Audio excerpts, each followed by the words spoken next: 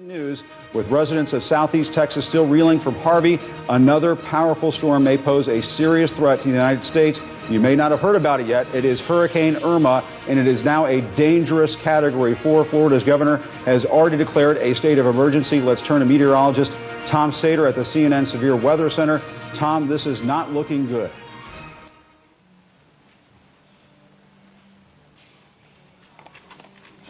I said some people chase the storm, but we're running from the storm. We're out of here. What's going on? KP's doing a little bit of prep. We're about to leave Florida in fear of Hurricane Irma. Yep. Hurricane Irma, and find us a place to do some dirt biking for the next couple of days to get ready for this trip to England and motocross the nations. Ain't shady, baby, I'm hot like the prodigal son.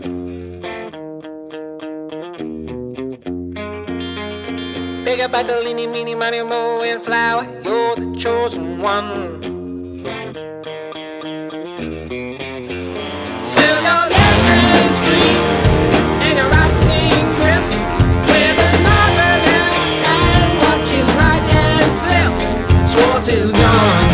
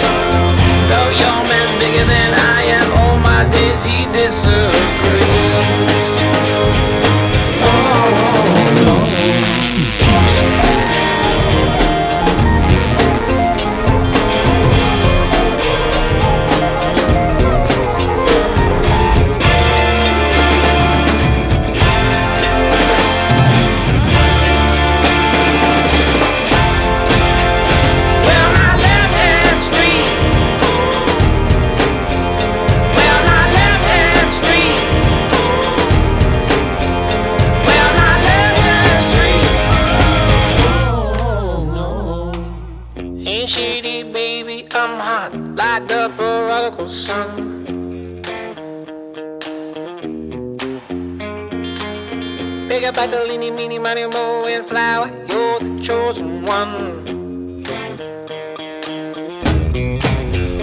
Well, your left hand's free.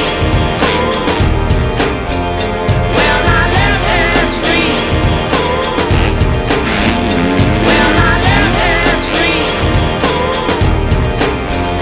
Well, my left hand's free. Well, my left hand's free. Oh, no.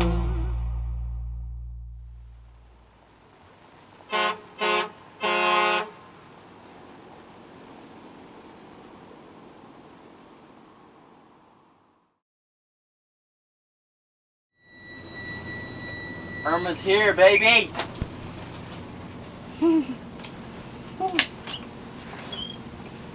We have made the brave decision to be one of about 10 people headed south when everybody's headed north. Sometimes you just gotta be that little salmon that's swimming upstream all by yourself.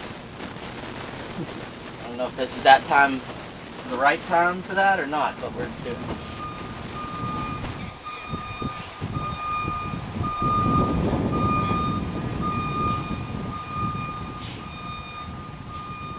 Yeah, I mean, it's like when you see an empty I-95, like completely empty, that's things you see in like end of days movies, you know, that you kind of write off as never happening.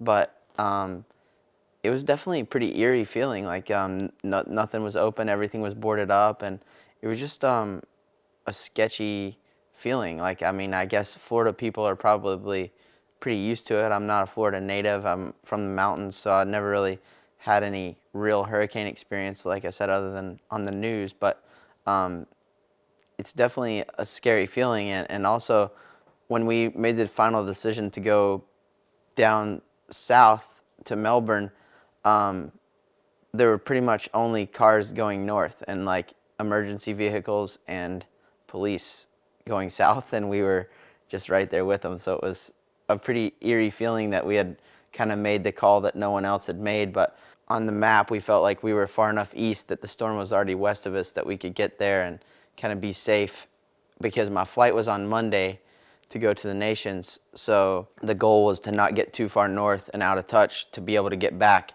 to make my original flight so that I could go there and prepare. So it was just a weird time where we were not sure if we were making the right decision, and everyone else was definitely making a different decision than what we were. Yeah, I definitely kind of underestimated the severity of it. Like, you always see the worst on the news and the Weather Channel and stuff of scenes from a storm like that. But even once it got to kind of where we were, it was only like a Category 2-ish, 100-ish mile an hour wind. And it was still pretty scary. It came in the middle of the night. We were on the outer bands, so there were some tornadoes. Like, our phones kept going off with tornado warnings, and it was just a pretty wild time. I definitely was more anxious than I anticipated being when it actually got crunch time. Hearing the wind whistle on the storm shutters, and just the whole scene was pretty hectic. Having Emery was just a huge motivator for me. Like, a lot of people kind of write you off once you've had children in racing, or they say that it softens your edge or whatever. And for me, it's been 100% the exact opposite. I just find a lot of motivation in supplying for Brittany and Emery, and being able to give them the very best that I have in my ability. And moving forward, you have to think of college and all that, just everything. She's going to want a car someday. She's going to want to go to prom or whatever. So you have to kind of plan for all that. And this year has obviously been really good for our future. So it's a lot of just small decisions that in the long run are big impact. We do racing at a high level as a family. Like, it's just part of it. She goes with us everywhere we go.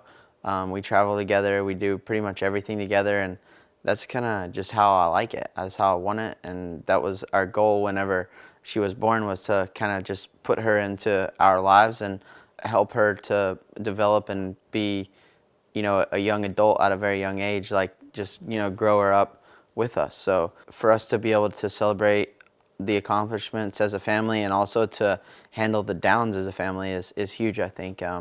She understands quite well what's going on, and maybe not what's at stake, but she knows what she needs to do. It kind of may sound a little bit silly, but she's a very seasoned traveler. She knows when to turn it on and when to turn it off, and when she needs to be quiet and not. And I think that I grew up traveling a lot. Brittany grew up traveling a lot, so we both agree that traveling kind of matures you and makes you who you are in the long run. So we're trying to raise her in a way that we feel like will benefit her forever. So for us to get to celebrate, like I said, as a family is awesome. And we don't ever want her to like look at family photos in, say, 15 years and be like, why am I not in any of these pictures with you guys at the podium? Or, I know that I was there, but, why are we not doing this together or whatever? So for us, it's just doing it as a family is really how we like it. My 2017 was pretty much a dream season. Like, I've actually had to sit down with Brittany, my wife, and kind of remap the rest of our life and my motocross career, because to this point, like, all my kind of hopes and dreams were to do what I did this year. So now that I've gotten to that point, it's time to like set some new goals and kind of redream some new stuff, So it's a pretty incredible feeling to be able to have met all those accomplishments, and just to kind of reflect on where I've been, where I came from. Just my whole career has been kind of up and down. So to have 1 year where it's just been really, really awesome, feels great to kind of overcome all the obstacles that I've overcome, and truly live out the dream, Definitely going back to Europe, and especially England, was quite special for me because I spent most of my European career in England and with a few certain families that were very crucial to my success, and it was so cool to go back there after having a really good year and kind of getting to enjoy the success that I've had with those people who helped me kind of get through that time, and also back here. So it was just a really cool thing, and something that when I heard last year that the Nations was going to be at Matterley Basin, that was like, at the top of my list for my goals, because I knew that if I had done well enough to be selected for the team, for the Motocross of Nations team, then I had probably either won the championship or won a lot of races. So that was like my be-all, end-all goal, was to be on the team for the Nations. So to go back there was just super awesome. I mean, it would have been really great to win or be on the podium, but that just wasn't in the cards for us, and we just have to kind of take it in stride. My perfect life when I'm done, that's a tough question. My wife's really keen to own a small farm, so I'm sure that that's in the cards at some point, with some cows and that, and just definitely a slowdown. Just to kind of pump the brakes for a minute and maybe take a little bit of time just to ourselves, and really just focus on Emery, and if we have some more kids on their lives, and getting them started off right would be the main goal. I enjoy a lot of things. I enjoy working on bikes. I enjoy equipment. I don't really so much fancy like the trainer side of things, but I could probably be persuaded into that. I actually signed up for college at one point last year to take some prereqs to be an engineer, so I wouldn't mind to do some classes in engineering. I feel like I'm a pretty versatile guy. As long as it doesn't have to do with woodworking, I can kind of do it. But when it comes to carpentry, I'm terrible, so that probably is not in the cards. But something around the industry. I like the people in this industry, and I think that there's a lot that I can offer, whether it be to teams or to a company or to one single rider or whatever. I don't know what that looks like, but I'm sure that I'll work in the industry at some capacity someday. And other than that, I'm trying not to make too many after my career plans. Brittany thinks that I have this huge list of things that I want to do, but those are more just like activities than like choosing a career at this point. I think anything's possible. I mean, I once heard this quote: "If you find something you love, you'll never work a day in your life." And I try to really live by that. I think it's motocross and racing, and honing my craft and being as good as I can be has become my passion. I just want to be. I don't know where the limit is for me. I may be at my best right now. This may be a year that I never top, but I'm gonna continue searching for the top of me and see what I can do. I mean, as long as I keep working, I'm gonna keep getting, hopefully keep getting better. So the sky's the limit.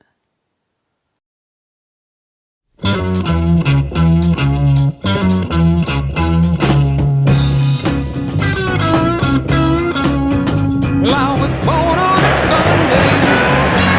The first day I had me a job. I was born on a Sunday. The Thursday I was working out on the job. I ain't never had a day off since I learned right from wrong. Said I would pay. I did something to her head.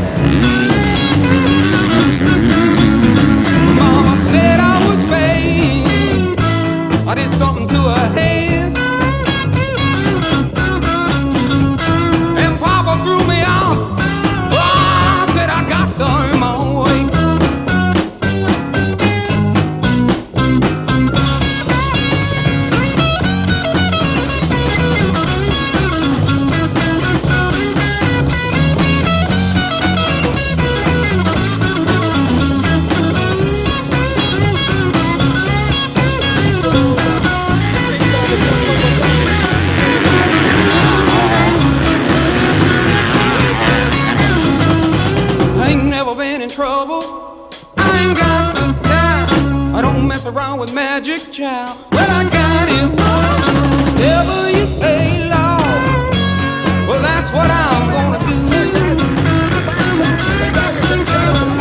Whatever you say, well, that's what I'm gonna do. If I'm the working man, Lord, I'll do the job for you.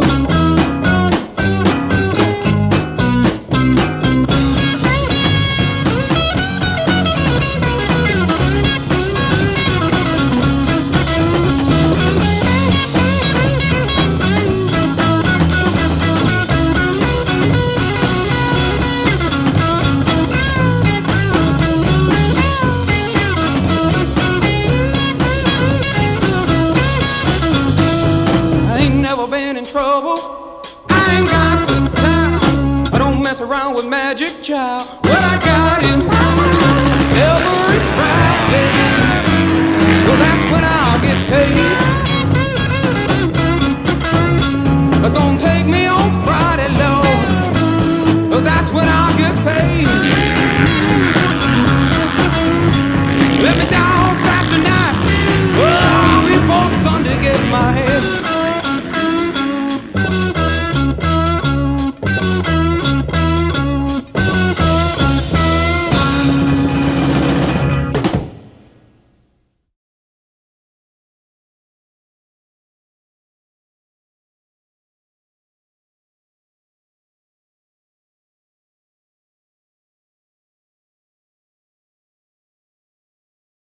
Tom, Brittany's going to show you a little trip down memory lane right here on the fridge. Or maybe not. Maybe she's not. This is back in the day. Let's see. This would have been like 2006, 2007. Psycho. She was crazy then, she's still crazy.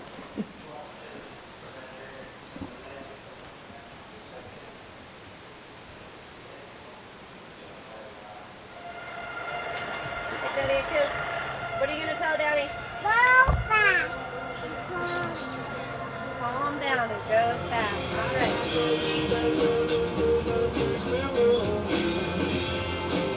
Look out the window. What's the view out the window right now? Probably a beautiful view. A giant chunk of tin. What do you think we should do, KP? I say we just drive right into the little storm. Miami, dude, yeah.